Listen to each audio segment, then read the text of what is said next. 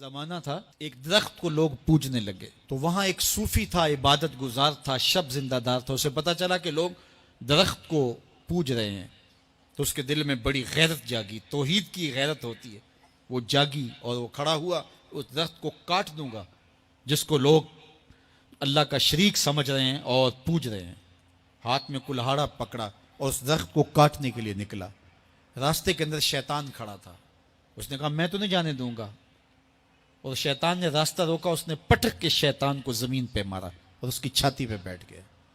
شیطان بہت مکار ہے اور وہ ہر ایک کو ایک طریقے سے نہیں لوٹتا. اس کے بڑے مکر و فریب اور دجل و تلبیسات ہیں.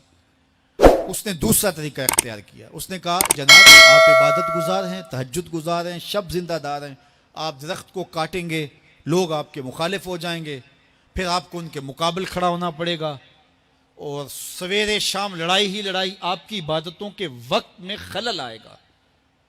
تو آپ نے ان کی قبر میں تھوڑا جانا ہے، آپ کی قبر اپنی ہے، ان کی قبر اپنی ہے، آپ چھوڑیے ان کو.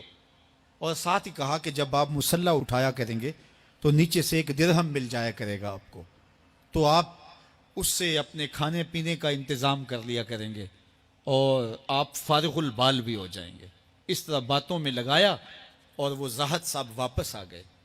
نماز پڑھی، مصلی اٹھایا، درہم ملا، بڑے خوش ہوئے اور دلیلیں تراشنے لگے. واقعی مجھے کیا لگی، تمہیں غیر سے کیا، تم اپنی نبیڑو، تم اپنی قبر میں جانا ہے، جائیں وہ بھاڑ میں، مجھے کیا لگے، مجھے ان کے بارے میں کیا پوچھا جانا ہے.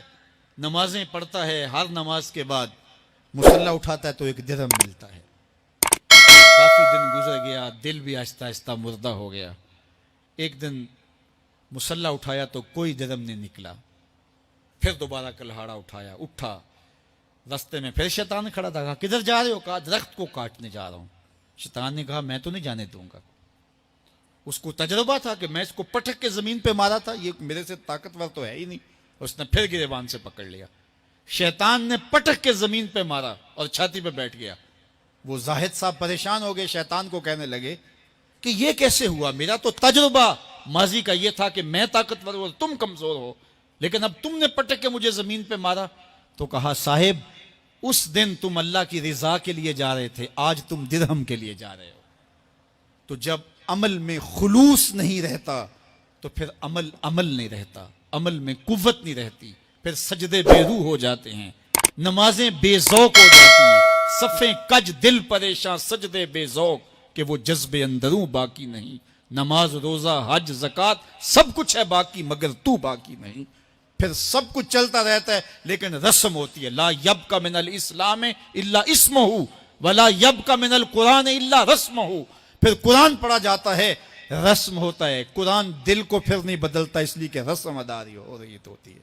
جب رسم ادا ہو رہی ہو تو پھر قرآن دل کو نہیں بدلتا. جب قرآن کے طور پہ پڑھا جا رہا ہو پھر یہ دلوں میں رنگ اتارتا ہے اور معرفت کا نور دیتا ہے اور دلوں کے زنگ اتارتا ہے.